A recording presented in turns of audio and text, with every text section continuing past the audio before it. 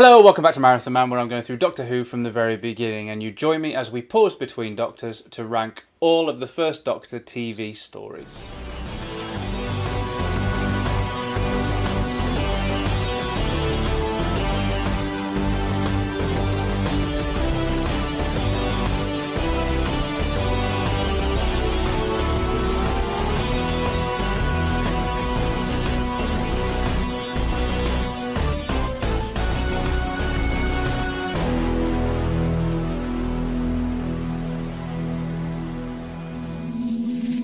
So, a bit of housekeeping before we begin. While, yes, he is in them, for the purposes of this marathon, the 3 Doctors is a 3rd Doctor story, the 5 Doctors is a 5th Doctor story, Twice Upon a Time is the 12th Doctor story, and The Power of the Doctor is a 13th Doctor story, so they will not appear in this ranking. We are just ranking the 29 stories that we've had so far.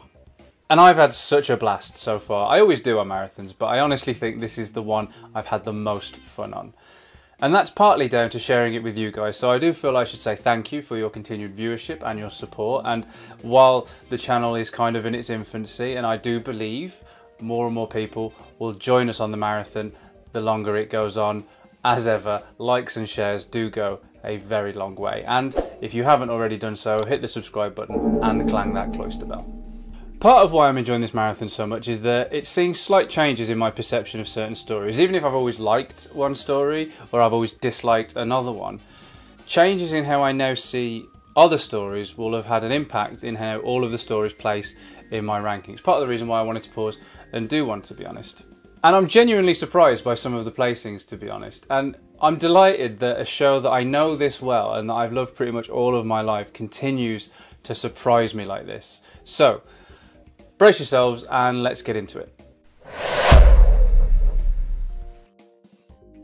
Okay, some of these won't be surprises, and if you've been keeping score on the videos, then you know this has been the only 1 star out of a possible 5 that I have awarded so far. Therefore, there can be nowhere for the Celestial Toymaker to be but at the bottom. And I know this will be madness to some of you. It's just that this story enjoyed a pretty stellar reputation for a really long time. I just can't see why. For me, it fails to deliver on the considerable promise of its admittedly very intriguing ingredients. That said, and while it is still at the very bottom, I did see more promise here than before. So that is one small positive to take away from this viewing. It's the most I've ever enjoyed the Celestial Toymaker. It's just not enough to save it from the doldrums.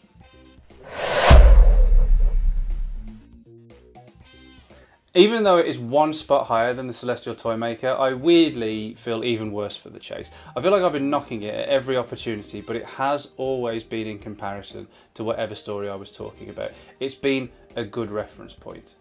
Purely for how odd it is, and I know that it's the oddness that appeals to a lot of people. It's just that these days I find it really off-putting. This was the least I have ever enjoyed the Chase. So while the Celestial Toymaker does kind of like languish beneath it, I liked the Celestial Toymaker more than I did last time, but I liked the Chase less than I did last time. So maybe at some point they'll sort of like, the Celestial Toymaker will overtake. Not yet though, but it might one day.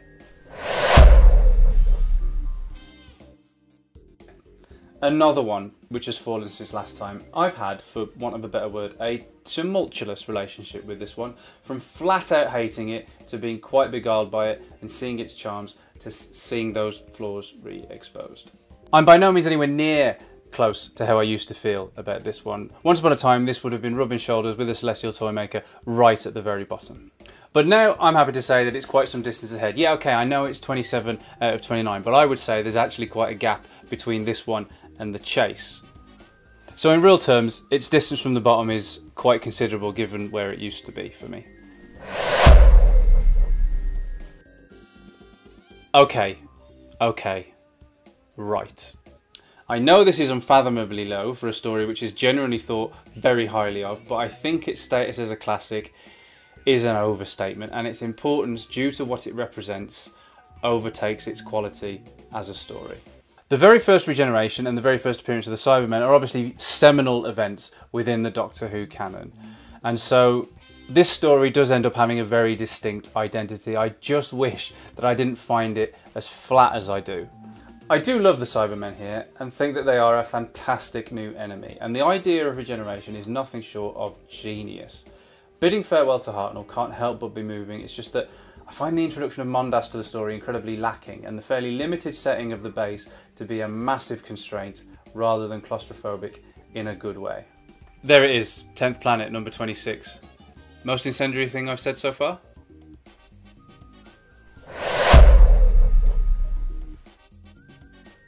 One which is definitely unfairly maligned by its detractors, but also one I think is unjustly celebrated by its biggest champions.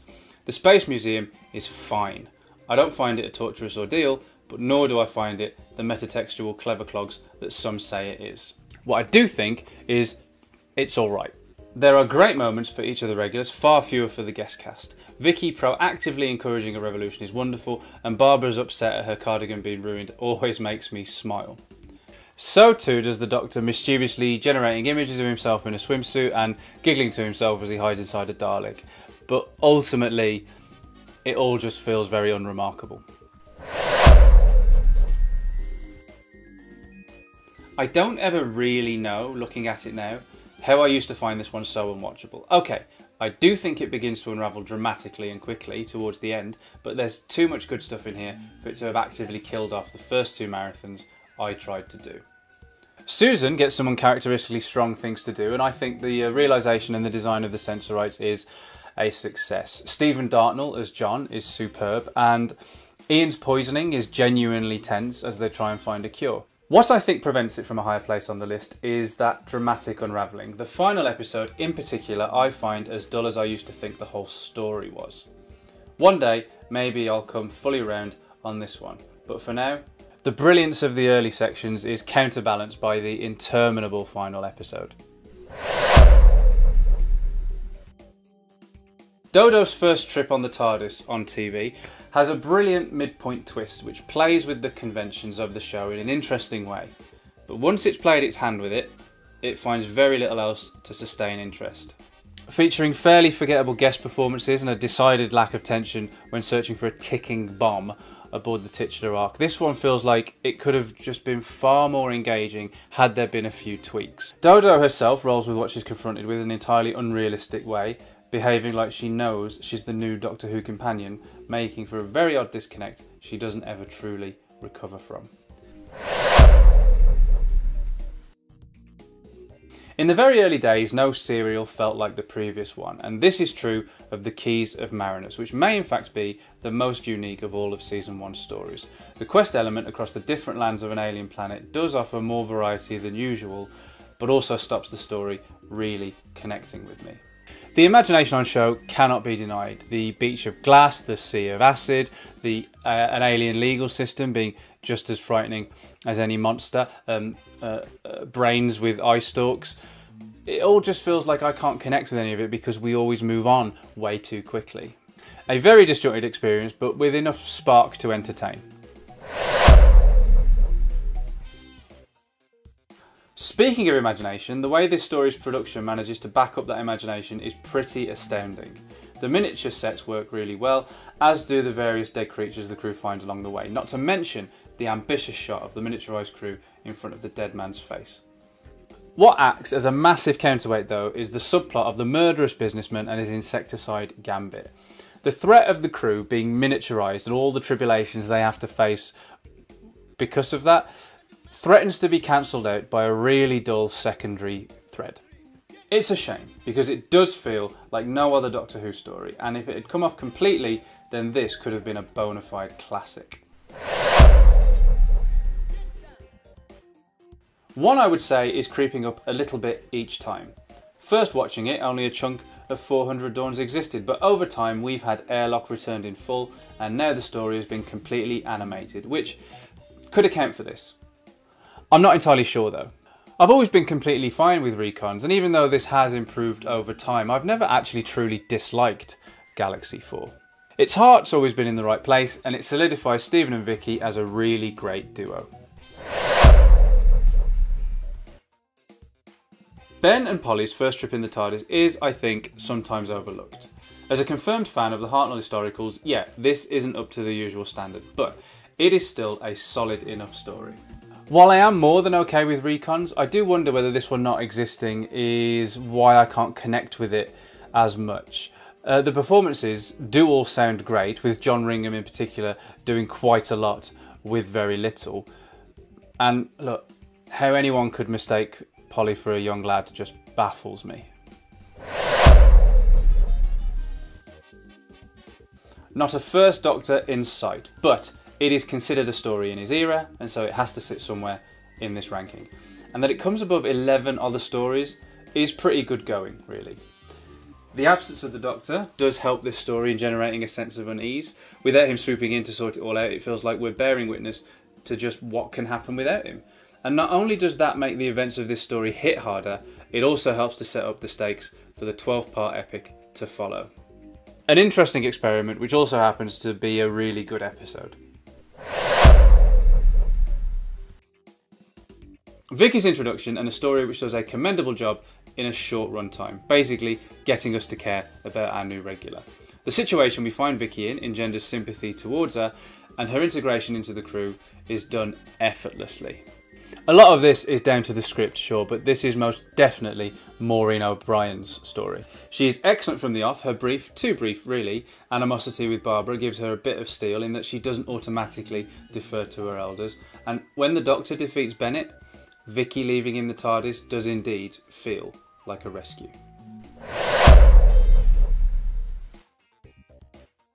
In isolation, I always really enjoy this one. When stacked up against all other First Doctor stories, as I'm doing now, I always feel slightly surprised by its middling placement. But with only 2 episodes and a story which is really about clearing the air between our regulars, it will always feel like a bridge between stories rather than one in its own right.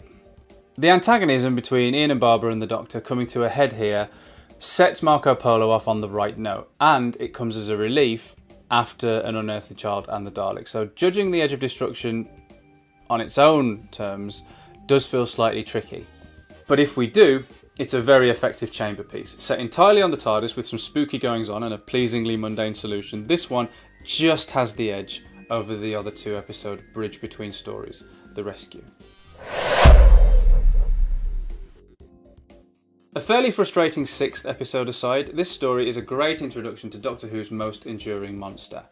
That it comes so early on in the show also ensured the Daleks and Doctor Who would always be synonymous. Fighting a foe as formidable as the Daleks, before they've even galvanised as a united front, is something of a baptism of fire for the crew. But even through the cracks that are still there, we can see what a good team they make. Knowing what we know of Daleks now, parts of this story can seem quite quaint, but that only adds to the charm.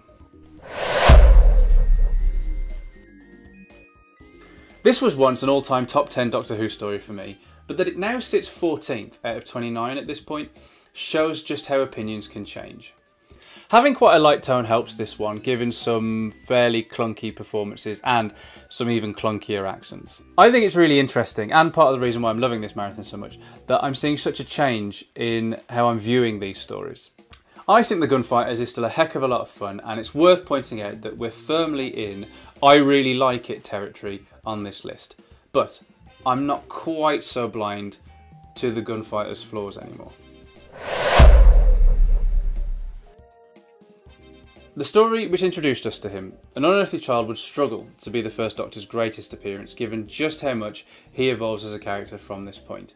Knowing he can't adequately pilot the TARDIS, taking off like he does, means he unequivocally abducts Ian and Barbara, and his willingness to kill Zar to speed up their escape only adds to this sense that we can't trust him. It's an odd way to set up the hero of the show, but really works in generating a sense of unease. It's quite humble as a beginning to a 60-year-old juggernaut of popular culture, but it really sets the show off to a strong start. Having a whole story set on present-day Earth at the time was a new thing for the show, but that it was still ringing the changes at the end of its 3rd year is to be commended. It affords the Doctor an extra incongruity. Stepping into a hip nightclub, he looks just as out of place as he does on Vortis, and therefore completely in the right place. He also ends up commanding a bit of extra authority here because he takes control from a military and an establishment that is familiar to us as viewers. does a dreadful job of writing out Dodo though.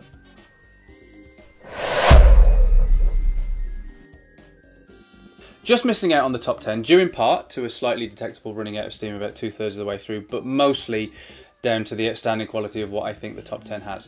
The Daleks' Master Plan still stands as one of Doctor Who's biggest swings at this point.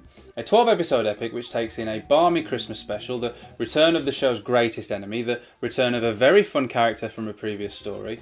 It builds a future society, it introduces one of the show's best one-off villains and kills off not one, but two companions. A lot going on, and it still delivers a finale to it all, which still stands as one of the very best episodes of Doctor Who ever made. So from this point, with the 10th Planet and the Smugglers having already appeared on this list, and we're about to get into the top 10 now, the order from this point on is exactly the same as it was when I paused to do my top 10 stories during my Season 3 recap not all that long ago. But I've started, so I'll finish. Because it strangely feels weirder to just stop at this point, and not to mention that this is a ranking of the First Doctor's 29 TV stories from his era, and not all of you will have come to this video from the marathon. So, with that in mind, here is my top 10 First Doctor stories from TV. The Daleks' Master Plan goes more epic, certainly, but I still feel like this one is the biggest statement. The first Doctor Who sequel took an extensive location filming and made the show and the Daleks feel more formidable in what felt like an instant. It's a jolt, really, and yeah, whereas the Daleks' Master Plan was a bigger step up in terms of scale, that felt like a natural progression. This one hits you about the face much more starkly and succeeds in raising the stakes considerably. The end of Doctor Who's first season feels like a show now fully cognizant of its abilities and strengths. The Doctor is now a hero, and we're allowed in on Ian and Barbara's secret conversation that they're actually rather enjoying the spirit of adventure now. It's no secret that I love me the historical stories of the early years, and this one is another one that's well realised. It might end up being the weakest of the Season 1 historicals, but we're at a point now on this list there's not very much between stories, to be honest. For those of you who are new to the channel and haven't been running the marathon alongside us, strap in, because it's almost exclusively a historical fest from here on in. The Romans is a great example of one, blending disparate tones in a way which shouldn't really work. Doesn't work for everyone, but my, does it work for me. In only her second story, Vicky proves to be a more than adequate replacement for Susan, and Hartnell gets to put in a different type of performance as the Doctor than usual. Season 2's hidden treasure, in my opinion.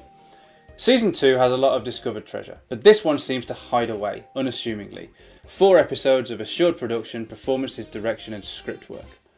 Julian Glover and G. Marsh are extraordinary, and the Doctor and Vicky continue to bond in such a lovely way that you'd be forgiven for thinking he likes her more than his own granddaughter.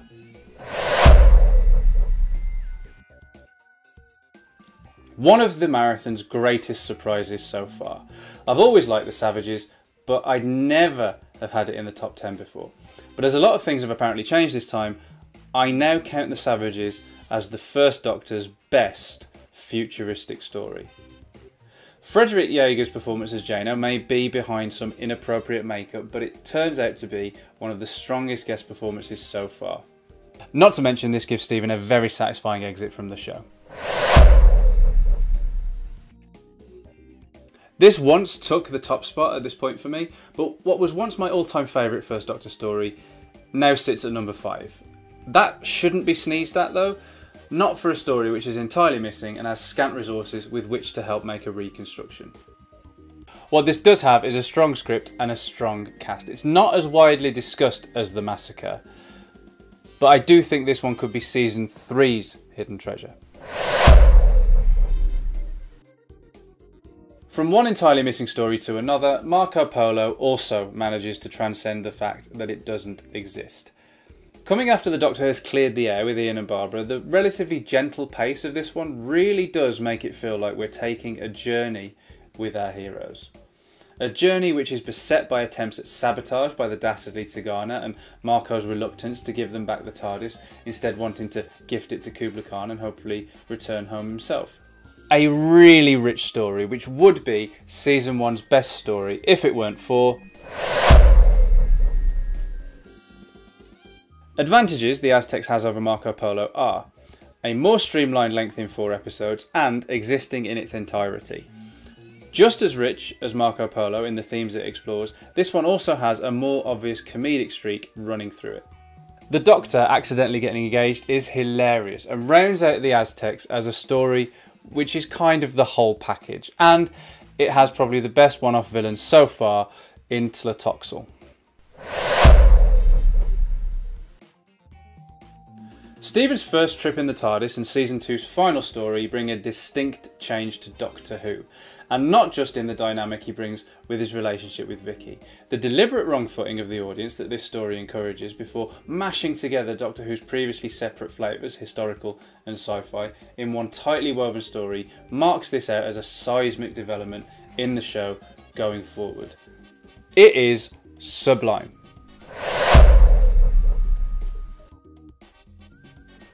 A story which has improved with every viewing. This marathon now sees it in my top spot for the first time. Pretty unique within the First Doctor's era, The Massacre builds unease like few others do and gives Peter Purves the chance to give a truly brilliant performance. Quite how long The Massacre remains in my top spot as the marathon continues and we move into the Second Doctor's era remains to be seen, but I cannot wait to find out. There have been plenty of surprises so far, so how many more lie in wait? As ever, thank you so much for watching. If you enjoyed this ranking of the First Doctor's TV stories, then you know how YouTube works. Please do give it a like and share it around. I would be very, very grateful. And how do you rank the First Doctor's era? Is your list as historical heavy up top like mine, or are you a spacey sci-fi stan? Is it reasonable to have the Savages this high, and is it bordering on a crime to have the 10th planet this low? Let me know in the comments below, and I'll see you back here soon for a love letter to William Hartnell. If you don't want to miss that, hit the subscribe button, clang the cloister bell, and I will see you back here for the final First Doctor video before we hit the power of the Daleks.